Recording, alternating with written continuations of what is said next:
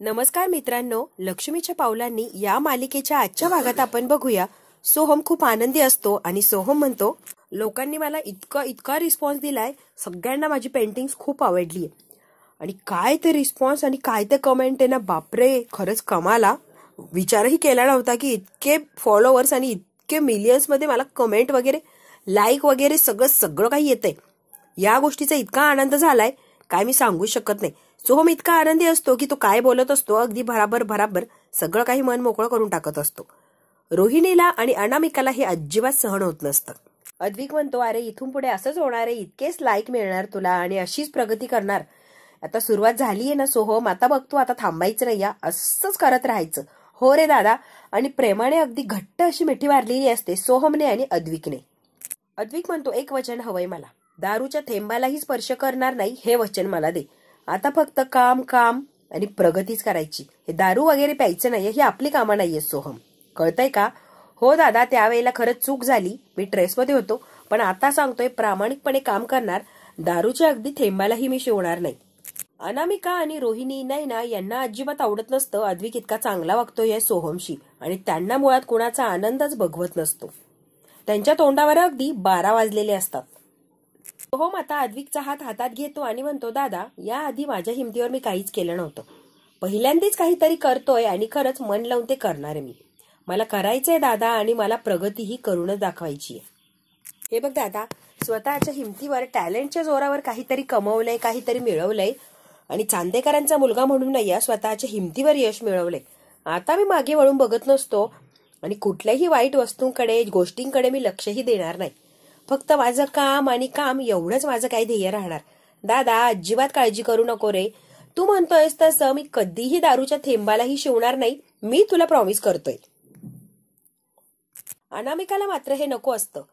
सोहमने रात्रंदिवस दारू प्यावी आणि दारूच्याच आहारी जावं, हेच तिला हवं असतं. सोहमला एकदा बर्बाद केलं की अनामिकाचं ध्येय साध्य होणार असतं. एकदा काय हा दारूच्या नादी लागला की सगळं करिअर याचं फ्लॉप, आणि अनामिका बरोबर तेच करण्याच्या मार्गावर असते, आणि सोहमही दारू प्यायला लागलेला असतो. त्यामुळे अनामिकाच्या बाबतीत सगळं काही बरोबर होत असतं. हळूहळू सगळं काही व्यवस्थित होतं आणि दारूपासून हा लांब राहायला लागलेला असतो. आता तर अद्विकने डायरेक्ट वचनच घेतलेलं असतं की तू दारूच्या थेंबालाही शिवायचं नाही, आणि भावनेच्या भरात यानेही त्याला वचन देऊन टाकलेलं असतं की हो दादा, दारूच्या थेंबालाही मी शिवणार नाहीये, अजिबात काळजी करू नकोस. मी स्वतःला आणि मोस्टली तुला वचन देतो, दारूच्या थेंबालाही हात लावणार नाही, अगदी प्रामाणिकपणे फक्त कष्ट करणार. दादा, तुला लाज वाटेल असं मात्र मी काही करणार नाही. अद्विकला खूप आनंद झालेला असतो आणि सोहम आता योग्य मार्गाला लागला हे बघूनही त्याला खूप असं प्राऊड फील होत असतं. अद्विक आणि सोहम घट्ट अशी मिठी मारतात. सोहम म्हणतो, चला सगळ्यांनी सेलिब्रेट करायला हवंय, चला कॉफी थंड होतीये यार आपली, चला बरं. सगळ्यांनी मस्तपैकी कॉफीचे मग हातात घेतलेले असतात आणि चेअर्स करतात सोहमच्या सक्सेससाठी. सगळं वातावरण अगदी आनंदाचं झालेलं असतं. अद्विक म्हणतो, कशी झाली कॉफी? आबा म्हणतात, फक्कड, एक नंबर. रजनी म्हणते, अरे एक नंबर झाली. घोट घेतला आणि कलाची आठवण आली. कला ही अशीच कॉफी बनवते, अगदी सेम तशीच बनवण्याचा प्रयत्न केलाय अद्विक. कसं आहे, अद्विकला कॉफी करता येते म्हटल्यावर आबा, कला कॉन्फरन्सला जाऊ शकते, तिची काही गरज नाही राहिली आपल्याला. अद्विक सगळं काही करतोय ना. अद्विक म्हणतो, असं कसं काकी? ती जे इथे नसणार तर ऑफिस मधलं काम अडणार नाही का? नाही, तिला इथे राहायलाच लागणार आहे. असं म्हणू नको की कलाची गरज नाहीये, तिची गरज आहे. अगं मला नाही, पण ऑफिसमध्ये तर आहे ना. आता सगळे अद्विकवर हसायला लागलेले असतात. अद्विकला खरंच असं वाटतं की कला खरंच इथे राहणार नाही आणि सारखी ती आता मीटिंग वगैरे करत बाहेरच जाणार. आबा म्हणतात, अद्विक आणि सोहम आनंदी आहे ना? खरंच मला इतकं भारी वाटलंय ना. घरातली पोरं आनंदी की अख्खं घर आणि कुटुंब आनंदी? रजनी म्हणते, खरे आबा, तुम्ही जे म्हणताय ते अगदी खरं बोललात. रोहिणी आणि अनामिका जरा बाजूला आलेले असतात आणि त्यांच्यात आता चर्चा चालू असते की यांचा आनंदात विरजन कसं पाडायचं. पटकन काहीतरी करायला लागणार की यांचं हसू अगदी नाहीसं झालं पाहिजे. रजनी अनामिकाला म्हणते, बघितलं का किती आनंदात ते सगळे? यांचा आनंद या 2 मुलांमध्ये, या 2 मुलांमुळे आनंदी आहे, आणि माझा मुलगा तिकडे दुःखात आहे, इकडे तिकडे फिरतोय दरदर की ठोकरे खात. त्याला आहे का काही? आणि त्याचं यांना काही देणं घेणं तरी आहे का? त्याला कसा त्रास होईल याचा विचार करताय. अजूनही त्याला जेलमध्ये पाठवायचं हाच विचार चाललाय यांच्या डोक्यात. हे 2 नातू मात्र आनंदात राहिले पाहिजे. बघितलं का अनामिका, कसा न्याय आहे? एकाला एक आणि एकाला एक. या घरात न्याय सुद्धा योग्य प्रकारे होत नाही. अनामिका म्हणते, हो ना मॅडम, बघतीये की मी, राहुल दादाजी यांना काहीच वाटत नाहीये. अक्षरशः याला म्हणजे माझ्या राहुलला पायाखाली तुडवलंय आणि आनंद सेलिब्रेट करताय. अनामिका, मला सुद्धा यांचा आनंद पायाखालीच तुडवायचा आहे आणि अंधार यांच्या आयुष्यात आणायचा आहे. काही झालं तरी हे आनंदी राहिले नाही पाहिजे, कळतंय का अनामिका? याच्यासाठी तू मला साथ देणार आहे. तू एक काम कर अनामिका, आत्ताच्या आत्ता जा आणि त्या सोहमच्या मनात अशी काय आग लाव की सगळ्या स्वप्नांची अगदी राख रांगोळी झाली पाहिजे आणि घरात असा वणवा पेटला पाहिजे. अनामिका, तू लगेच जा आणि एवढं काम कर बरं. आता रोहिणीने सांगितलेलं असतं अनामिकाला आणि अनामिका अगदी परफेक्ट तसंच करणार असते. जाणार असते आणि सोहमला आग लावणार असते. तुझं काही नाही, सगळं काही अद्विकचं आहे आणि तुझ्या जोरावर तू काही कमावलं नाही वगैरे वगैरे सगळं काही सांगून आता सोहमला भडकवणार असते. तुम्ही शांत व्हा मॅम, मी करते काहीतरी. आता अनामिका पटकन आलेली असते आणि सोहमच्या कानात काहीतरी बोलते. सगळे आता अनामिकाला हसतात की सोहमला घेऊन चाललीये, बोलायचंय तुला. अद्विक म्हणतो, आम्ही कुठे काय विचारलं, आणि सगळे आता तिच्यावर हसतात. हसत हसत त्याला किचनमध्ये ओढत नेलेलं असतं आणि आता त्याच्या मनामध्ये विष कालवणार असते आणि तुझ्या जोरावर काही कमावलं नाही, अद्विकच्या शिफारशीमुळे तुला हे काम मिळालं असं सांगत असते अनामिका सोहमला. हे ऐकल्यावर अगदी तळपायाच्या मस्तकात गेलेली असते. भयंकर असा सोहम चिडलेला असतो आणि आता कुणाचं काही ऐकत नाही, तनफन तनफन करायला सुरुवात करतो. अनामिकाने आता खूप विष कालवलेलं असतं सोहमच्या मनात अद्विक विषयी. अद्विककडे आता रागाडे बघायला लागलेला असतो सोहम आणि भयंकर असं चिडलेलं असतो. अद्विक म्हणतो, आई कॉफी न घेताच गेली, थांब मी आलो, तिला कॉफी जरा देतो. म्हणून अद्विक कॉफीचं कप उचलतो आणि आता सरोजकडे चाललेला असतो. सोहम मात्र खूप रागात असतो. सोहम इतका रागात असतो की अद्विकला तो धडकतो आणि कॉफीही खाली सांडते, तरीही मागे बघत नाही, सॉरी वगैरे काही म्हणत नाही आणि रागारागाने तो निघून गेलेला असतो. अद्विक म्हणतो, सोहम सोहम. सोहम काय ऐकायला तयार नाही आणि तोपर्यंत अद्विक निघूनही गेलेला असतो. आता नाटकं करत आलेली असते ही अनामिका. सोहम सोहम काय म्हणते, ऐकून तरी घे. तोपर्यंत सोहम अगदी बाहेर गेलेलाही असतो. अद्विक म्हणतो, एरवी छोट्या छोट्या गोष्टींना सॉरी म्हणतो, आता धक्का लागला, कॉफी सांडलीये, तरीही हा काही बोलला नाही आणि माझ्याकडे बघितलं पण नाही. एवढा कसला एकदम त्याचा मूड बदलला आणि याला अचानक काय झालं की लगेच गेलाय हा? काय झालं असेल याला?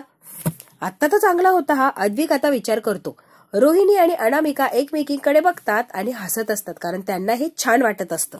अनामिका, काही झालंय का तुमच्यात? नाही दादा, काहीही झालेलं नाहीये. आबा म्हणतात, अरे काहीतरी सोहमला अर्जंट काम असेल तेव्हा गेलाय. आनंदात येणार रे तो, लक्ष नसणार त्याचं. एवढा विचार करू नको रे अद्विका. या दोघी मात्र खूप आनंदी असतात कारण यांनी जो मिठाचा खडा टाकलाय त्याने बरोबर विरजन तयार झालेलं असतं. अद्विक आता विषय सोडतो आणि आलोच मी असं म्हणून आता आईला कॉफी देण्यासाठी तिच्या रूम मध्ये तो निघून गेलेला असतो. आता मात्र अनामिका आणि रोहिणीचं काम मात्र अगदी परफेक्ट असं झालेलं असतं. इकडे आता सरोजच्या रूम मध्ये आलेला असतो. तिचं काहीतरी फोनवर बोलणं चाललेलं असतं आणि तिचं कामही चाललेलं असतं. अद्विक आता दारात उभा राहतो. आई, तू कॉफी घेतली नाही आणि अगदी तशीच निघून आलीस, म्हणून मी आलो कॉफी द्यायला तुला. अरे तू कशाला कॉफी आणली? अंजूला वगैरे सांगायची. असू दे ग, काय छान बनवली आहे रे कॉफी. आणि कलाशी काही फोन वगैरे झाला की नाही? कॉन्फरन्स वगैरे अपडेट काही? हो, कॉन्फरन्स खूप छान चालली आणि नवीन नवीन आयडिया मिळत आहे, अपडेट्स वगैरे खूप छान असं चाललंय सगळं. बऱ्यापैकी फायदा होणार असं म्हणतीये. अद्विकच्या डोक्यात काहीतरी विचार असतो आणि सारखा तो विचारच करत असतो. पुढे जातो आणि परत माघारी येतो. आई, मला काय म्हणायचं होतं? बोल ना रे अद्विक, काही प्रॉब्लेम आहे का? अगं प्रॉब्लेम असं काही नाही, थोडंसं बोलायचं होतं. आता तू खरेचा विषय काढलाय म्हणून मला बोलावं असं वाटतंय. गेल्या काही दिवसांपासून मला माझ्यातलाच बदल जाणवतोय आणि मी कसं बदललो आणि खरे विषयी काय मत आहे ते हळूहळू बदलायला लागलंय, ते तुला सांगण्याचा प्रयत्न करतो. हा जो बदल झालाय ना तो खरेमुळे झालाय असं मला वाटतंय आणि ऍक्च्युली याविषयी मी आबांशी सुद्धा बोललो, पण तुझ्याशी बोलावं असं वाटलं म्हणून तुला सांगतोय मी. संसारात पडल्यावर माणूस बदलतो म्हणजे नेमकी काय होतं? आणि आई, तुझा आणि बाबांचा संसार कसा होता मला सांगतेस का? इकडे आता रोहिणी तिच्या रूम मध्ये असते आणि अनामिका अगदी आनंदी खुश होत आलेली असते. Rohini ma'am, I am so happy. आपण जे केलंय ते अगदी सक्सेस आणि परफेक्ट झालंय. तुम्ही आता बघा, सोहम घरी येऊन काय राडा घालणार आहे, आपल्याला हवंय ना अगदी तसंच सोहम करणार आहे. रोहिणी मॅडम, अजिबात टेन्शन घेऊ नका. आपण जे ठरवलं अगदी तसंच होणार आणि सोहम अगदी घरी दारू वगैरे पिऊन येणार आणि राडा घालणार, बघाच तुम्ही आता. रोहिणी म्हणते, माझं शहाणं बाळ असंच अंजारलं गोंजारलं की लगेच शहाण्या बाळासारखा वागायला लागतो. रोहिणी मॅम, बॉम्ब असाच फुटत नसतो, वात अगदी व्यवस्थित पेटायला लागते तेव्हा काय बॉम्ब फुटतो आणि मोठा धमाका होतो, कळतंय का तुम्हाला? रोहिणी म्हणते, अगदी अनामिका, सगळं काही कळतंय मला. मॅम, वाद पेटवायला मी आहे की, तुम्ही अजिबात टेन्शन घेऊ नका, अगदी परफेक्ट काम मी करते. एका मिनिटात ह्या अनामिकाने निलेशला फोन लावलेला असतो आणि आता सोहमला भरपूर दारू पाच, अजून त्याचे कान भरव आणि मग घरी पाठव असं त्याला सांगितलेलं असतं. आणि निलेश काय पैशांसाठी काहीही करायला तयार असतो. बरोबर अनामिकाने सांगितलंय तसंच करणार. सोहमला भरपूर अशी दारू पाजणार आणि मग घरी डुलत डुलत पाठवणार. इकडे आता अद्विकने जे सांगितलंय त्यावर सरोज अगदी निवांतपणे विचार करत असते आणि त्याच्याशी शांतपणे बोलण्याचा प्रयत्न करते. हातातलं काम तिने ठेवलेलं असतं, लॅपटॉप बंद केलेला असतो, रिलॅक्स बसलेली असते आणि कॉफी हातात घेतलेली असते. आता हळूवार आणि शांतपणे अद्विकच्या प्रश्नाचं उत्तर देण्याचा प्रयत्न करणार असते सरोज. खरं सांगायचं ना अद्विक, सुरुवातीचा महिना दीड महिना अगदी आनंदात, शांतीत, सुखात हवा हवासा वाटतो, असा काही छान जातो बघ. खरा कस लागतो नंतर. वर्ष दीड वर्ष झालं की सगळं काही अवघड होऊन बसतं. संसार काय असतो किंवा आपली माणसं काय आहेत, त्यांची उनी दुनी, त्यांच्यातला वाईटपणा, चांगलेपणा सगळं काही कळायला लागतो. मग मात्र संसार हा अवघड होऊन बसतो आणि ह्या संसाराचा तिढा सोडवणं त्याहूनही अवघड. तुझे बाबा माझ्या बरोबर पहिले काही महिने इतके चांगले, इतके प्रेमाने, इतके काळजीने वागले की बापरे, सगळं काही माझ्या पायाची सूख आले असं मला वाटायचं. पण नंतर नंतर नंतर इतका त्रास द्यायला लागले की माझ्याकडे बघत नव्हते, बोलत नव्हते. अरे धड वेळेवर घरी यायचे सुद्धा नाही, काही विचारपूस नाही, काहीही नाही. तुझे बाबा इतके विचित्र वागायचे की मलाच आश्चर्य व्हायचं. सुरुवातीचे दिवस आणि आत्ताचे दिवस किती फरक आहे हा. एक दिवस चांगलंच आठवतंय मला, ताप आला होता आणि खूप अशी तापाने फणफणत होते. व्हायरल इन्फेक्शनमुळे मला ताप आला होता आणि डॉक्टरही येऊन गेलेले होते. काम करणं दूर, उठताही येत नव्हतं मला, इतकी बिकट परिस्थिती झाली होती माझी. काही करायचं म्हटलं की मला दुसऱ्याचा आधार लागायचा, तेव्हा मी उठून मग उठण्याचा किंवा चालण्याचा प्रयत्न करायचे. त्यांना हे सगळं दिसत होतं, जाणवत होतं, बघत होते. एका शब्दानेही त्यांनी विचारलं नाही, तुला काय होतंय, तुझी तब्येत बरी आहे का, काय हवंय, काय नको, काहीही नाही. अगदी शेजारी कोणी असलं तरी आपण विचारतो आणि तुझ्या बाबांनी चक्क एका बेडरूम मध्ये राहत असून, त्यांची बायको असून माझी विचारपूस सुद्धा केली नव्हती साधी. इतका त्यांना माझा तिटकारा आणि राग आलेला होता. सरोज म्हणते, 3-4 दिवस मी सलग आजारी होते, बिछाण्यातून उठतही नव्हते. या माणसाला कळालंच नाही मी किती आजारी किंवा मला काय होतंय. विचारपूस सुद्धा केली नाही. म्हणजे तू विचार कर, या माणसाचं संसारात किती बारीक लक्ष असेल किंवा माझी ती किती काळजी घेत असतील. 3-4 दिवस बिछाण्यातून मी उठले सुद्धा नाही, तरीही यांना माझ्याशी बोलावं, काहीतरी विचारपूस करावी, काहीही वाटलं नाही. म्हणजे हे माझ्यावर किती प्रेम करायचे किंवा किती काळजी करायचे याचा अंदाज अद्विक तू नक्कीच लावू शकतोस. आता इमोशनल झालेली असते सरोज आणि रडायला लागलेली असते. अद्विक म्हणतो, आई स्वतःला सावर प्लीज. अद्विक, ही तर खूप छोटी गोष्ट आहे. इतके काही प्रसंग घडलेत की त्या प्रसंगामध्ये तुझ्याकडे, माझ्याकडे, घराकडे, संसाराकडे साधं लक्षही दिलं नाही. विचारपूस, चौकशी, मागे वळून बघणं काही एक केलं नाही. स्वतःच्या मनाचा राजा, स्वतःला हवं तसं वागायचा आणि स्वतःला हवंय तेच तो करायचा. तुझं माझं त्याला काही एक देणं घेणं नव्हतं, तो फक्त स्वतःसाठी जगत होता. त्यामुळे आमच्यातला दुरावा काय वाढतच गेला. आणि माझा संसार काय रे असाच. एकदा माणसाचा संवाद संपला एकमेकांबरोबरचा की संसार जागेवर थांबला असं समजायचं आपण. त्याला काही एक अर्थ राहत नाही. 2 चाकं जर असतील गाडीची तर गाडी व्यवस्थित चालते. एक चाक जर गळून पडलं तर एक चाकावर गाडी कशी चालणार. अगदी तसंच झालं होतं. माझा संसार जागेवर खुंटला होता. त्याला परत आपलंसं करणं, त्याला प्रेम करणं, त्याच्याबद्दल आपुलकी, प्रेम दाखवणं हे जरा अवघड आहे. अवघड म्हणण्यापेक्षा कठीण आहे. बरोबर आहे का अद्विक? सगळं असं काहीतरी घडलं माझ्या आयुष्यात किंवा माझ्या संसारात. मला असं वाटतंय अद्विक, तुझ्या प्रश्नांची उत्तरं तुला नक्कीच मिळाली आणि मला काय सांगाय बोलायचं होतं हेही मी तुला सांगण्याचा प्रयत्न केला. नक्कीच तुला सगळे काही प्रश्नांची उत्तरं मिळाली असं मी समजते. सरोज म्हणते, अद्विक मला खूप काम आहेत बाळा, तुलाही असतील. हो आई, मलाही खूप काम आहेत. आता सरोज खाली बसलेली असते आणि कॉफी पित असते. अद्विक दारात जातो आणि आता थांबतो आणि विचार करतो. अद्विक म्हणतो, खरेचा आणि माझ्यातला संवादही काही काळाने असं बंद होणार का? आम्हीही एकमेकांपासून असेच वेगळे होणार का? जे आईचं आणि बाबाचं झालंय तेही माझ्या संसारात होणार का? अगदी तसंच खरेही मला सोडून जाणार का? संवाद हळूहळू बंद झाला की प्रेमही संपणार. मग काय संसारच संपल्यासारखा होणार. आता काय माहिती खरीची संसार सुरू व्हायच्या आधीच मोडतो की काय. अद्विकला आता नको ते प्रश्न पडायला लागलेले असतात. दिनकर आता त्याच्या दुकानातल्या सामानाची यादी करत असतो. मटकी, कोथिंबीर, पावाच्या लाद्या. संगीताही त्याला ती मदत करत असते. तेवढ्यात मेसेज येतो. संगीतामध्ये कोणाचा मेसेज आहे वाचा तरी तारा. अगं आपल्या कलीचा मेसेज द्या इकडे. माझ्या कलीचा मेसेज आहे ना, मी वाचते. अहो उकडीच्या मोदकांचा फोटो पाठवलाय तिने. 100% तिला आठवण येते माझ्या उकडीच्या मोदकांची. अगं आई, मी सुद्धा दिल्लीत उकडीचे मोदक खातीये. पण खरं सांगू का, तुझ्या हातची सर नाहीये उकडीच्या मोदकांना. तू एक नंबर असे मोदक बनवते. आहे तिथे मोदक गणपती बाप्पाचे, पण तू केलेले मोदक एक नंबर कमाल असतात ग आई. आता संगीता खूप भावूक झालेली असते आणि तिच्या डोळ्यात आता पाणी येतं. संगीता आता रडायला लागलेली असते. खरं तर कला सासरी गेल्यापासून रोज भेटते असं नाही, पण आता इतक्या लांब गेलीये ना. माझ्या लेकीचे हाल तर होत नसतील ना तिकडे. खायला प्यायला मिळत असेल ना, की खाण्यापिण्या वाचून राहत असेल ती. काय काय होत असेल माझ्या लेकीचं तिला माहिती. दिनकर म्हणतो, संगे कशाचे हाल ग? अगदी मस्त हॉटेलात खात असेल ती आणि छान जगतीये ती. हाल वगैरे काही नाहीये. कशाला उगाच काळजी करतीये? दिनकर म्हणतो, हाल बिल काही होत नाही या. अगं स्वतःला जबाबदारी मिळालीये इतकी मोठी. सगळं काही स्वतः करतीये. नवीन नवीन काम शिकायला मिळतंय. नवीन शहरात गेलीये आणि खरं तर इतक्या विश्वासानं आपल्या सुनेवर जबाबदारी टाकली असं सासर मिळालंय तिला. हो हो, अगदी खरंच. लय गॉड माणसा. काही विश्वासानं आपल्या कलीवर सगळी जबाबदारी टाकली. बघा की डायरेक्ट दिल्लीला पाठवली. काय कॉन्फरन्स फांफरन्स म्हणतात त्याच्यासाठी. खरंच तिची सासू ना खरंच कमाल आहे. माझ्या कलीवर काय विश्वास ठेवते हो. त्या घरात सुनेला अगदी लेकीसारखी वागणूक देतात. दोन्ही पण पोरी भाग्याच्या की त्या घरात जाऊन पडल्या. अगं गणपती बाप्पाची कृपा संगे, दुसरं काय. हो तुम्ही म्हणताय ना अगदी तेच खरं. दिनकर म्हणतो, अगं संगे फोन तरी लाव कलीला. वय वय लावते की. संगीताने आता कलाला फोन लावलेला असतो, पण कला काय संगीताचा फोन उचलत नसते. संगीताला आता राग येतो. काय म्हणायचं या पोरीला, आईचा फोन उचलू शकत नाही, एवढी काय कामात बिझी. दिनकर म्हणतो, अगं मीटिंग फिटिंग मध्ये असेल ती. तू जरा गप्प बसतीस का? लावलाय ना फोन, निवांत झाली की वेळ मिळेल तसं बोलन आपल्याशी. तू नको बडबड करू बरं संगे लगेच. संगीता म्हणते, नाही फोन उचलत ना, मी बी तिला आवाजाचा मेसेज पाठवते की. ए कले, तुझी लय आठवण येते रे बाळा. लवकर ये.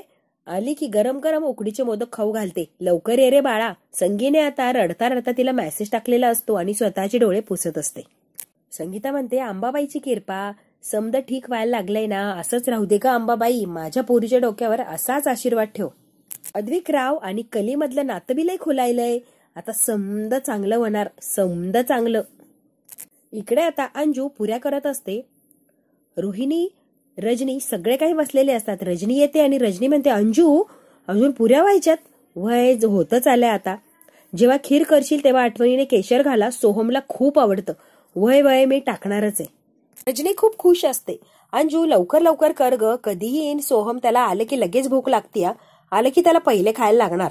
आबा म्हणतात, अरे वा काय चाललंय रजनी. आले हो आबा. आता आबांकडे येते रजनी. खीरपुरी काय म्हणजे सोहमच्या आवडीचा बेत. हो आबा, तो इतका आनंदी आहे ना, मग म्हटलं आपणही काहीतरी चांगलं करूया. बरं झालं बरं झालं, त्याला आवडती ना, बरं झालं केली रजनी. माझ्या लेकाच्या आवडीचं सगळं जेवण आहे आबा आज. इतकी मेहनत करतोय तो, मग त्याच्या आवडीचं जेवण नको का त्याला. घरी आला आवडीचं जेवण मिळालं की किती खुश होणार. म्हणून सगळं काही त्याच्या आवडीचं केलंय. आता अनामिका आणि रोहिणी हिच्याकडे बघत असतात आणि हसत असतात. त्यांना माहितीये हिचा आनंद फार काय टिकणार नाही. एकदा सोहम काय दारू पिऊन आला की सगळ्या आनंदावर विरजन. रजनी म्हणते, अद्विक तू त्याच्याकडून वचन घेतलं ना, चांगली गोष्ट घेतली. खरंच चांगलं वाटलं मला. आता तो बघ तुझ्या विश्वासाला अगदी खरा उतरणार. काकी मला पूर्ण विश्वास आहे त्याच्यावर, सगळं काही तो व्यवस्थित करणार. अद्विक तू त्याच्या बरोबर आहे ना, म्हणूनच सगळं काही होतंय. हे बघ माझा धाकटा सख्खा भाऊ आहे तो. सगळं काही छानच होणार. तू अजिबात काळजी करू नको बरं. नाही रे अद्विक, तू आहे ना म्हणून अगदी बिंदास्ते मी. आता यांचं हे बोलणं सरोजही ऐकते आणि आबाही ऐकत असतात. सरोज आता रजनीच्या खांद्यावर अगदी प्रेमाने आणि आधाराचा हात ठेवते. तिलाही खूप छान आणि बरं वाटतं. म्हणतात, रजनी डोळे पुस बरं. आता डोळ्यात पाणी आणण्यासारखं काही नाहीये. सगळं काही आनंदी आणि आनंदीच आहे. त्यामुळे आपण सुद्धा आनंदीच राहायचं. वेगळा विचार अजिबात करायचा नाही. अद्विक म्हणतो, सोहमला एक चान्स मिळण्याची गरज होती. आता फक्त प्रगती आणि प्रगतीच तुला दिसणार. हो नक्कीच. मध्यंतरी मला खूप त्याची काळजी वाटत होती, पण आता हळूहळू व्यवस्थित होते असं वाटतंय रे अद्विक. हो काकी, व्यवस्थित आणि छानच होणार. तू काळजी करू नको बरं. आणि नको तो विचार मनात आणू नको प्लीज. रजनी खूप रडत असते. वहिनी रात्र रात्र झोप लागत नव्हती. इतकी काही मला सोहमची काळजी लागायची. पण आज मात्र मी सांगते, शांत आणि सुखाची अशी झोप लागणार. इतकं सगळं छान चाललंय म्हटल्यावर का झोप लागणार नाही. सगळं काही व्यवस्थित होणार म्हटल्यावर मला झोप ही लागणारच. खरंच अद्विक, तू केलंयस ना बाबा, म्हणून सगळं काही झालंय. सरोज म्हणते, आजीचा सोहम होता ना तसाच आधी सारखाच सोहम दिसणारे, अजिबात काळजी करू नको. काकी मी आहे ना ग, कशाला काळजी करतेय. अरे अद्विक, तू आहेस म्हणून तर सगळं काही व्यवस्थित, आणि तुझा आधार खूप आहे आम्हाला. तू आहे म्हणून सगळं काही छान आहे बाबा. खरंच अद्विक, तू आहेस म्हणून सगळं काही आहेस. रजनी म्हणत असते की तुझ्यामुळे आज माझा सोहम, तेवढ्याच सोहम टाळ्या वाजवत वाजवत आलेला असतो. यांचं बोलणं पूर्णही होत नाही, तेच सोहम तमाशा घालायला तयार झालेला असतो. हे सगळे आता आश्चर्याने मागे वळून बघतात तर सोहमची ती अवस्था की दारू प्यायलेला असतो, कपड्यांची अवस्था, केसांची अवस्था अगदी बिथरलेला असतो. प्युअर दारुडा होऊन आलेला असतो हा सोहम. सोहम अगदी झोकांडे खात, इतका दारू प्यायलेला असतो की झोकांडे खात खात खात तो टाळ्या वाजवत खाली आलेला असतो. आणि त्याला बघून किंवा त्याची ही अवस्था बघून सगळ्यांनाच मात्र जबरदस्त असा धक्का बसलेला असतो. मित्रांनो, हा भाग इथेच संपतो. पुढच्या भागात काय होणार आहे आपण अगदी थोडक्यात बघूया. आबा म्हणतात, सोहम काय रे हे, काय करून आलास. अद्विक म्हणतो, आजपर्यंत मला दिलेलं कुठलंही प्रॉमिस मोडलं नाही, आज असं काय झालं की प्रॉमिस मोडलं आणि चक्क दारू पिऊनच आलास. म्हणतात, अरे लाज आणलीस मला. आता सोहमही उठतो आणि म्हणतो, आबा दरवेळेला आबाला खूप ओरडलेला असतो सोहम, म्हणून अद्विक त्याला ओढतो आणि कानाखाली द्यायला लागतो. सोहम तेवढ्या स्पीडने अद्विकचा हात पकडतो आणि अगदी रागाने त्या अद्विककडे बघत असतो. जणू काही अद्विक सोबत खुन्नस करतोय असं वाटत असतं. आणि जेव्हा सोहमने अद्विकचा हात पकडला हे बघून अनामिका आणि रोहिणीला मात्र कमाल असा आनंद झालेला असतो. त्यांना हवाय तसंच, अगदी तसंच सगळं काही होत असतं. आता बघूया अद्विकचा हात पकडलाय सोहमने, किंवा सोहम आता काय काय बोलून अद्विकचा अजून अपमान करतो आणि सोहम किती मर्यादा सोडून वागतो. हे जर बघायचं असेल तर बघायला लागणार उद्याचा भाग. हा भाग इथेच संपला. व्हिडिओ आवडल्यास लाईक, शेअर, सबस्क्राईब नक्की करा. धन्यवाद.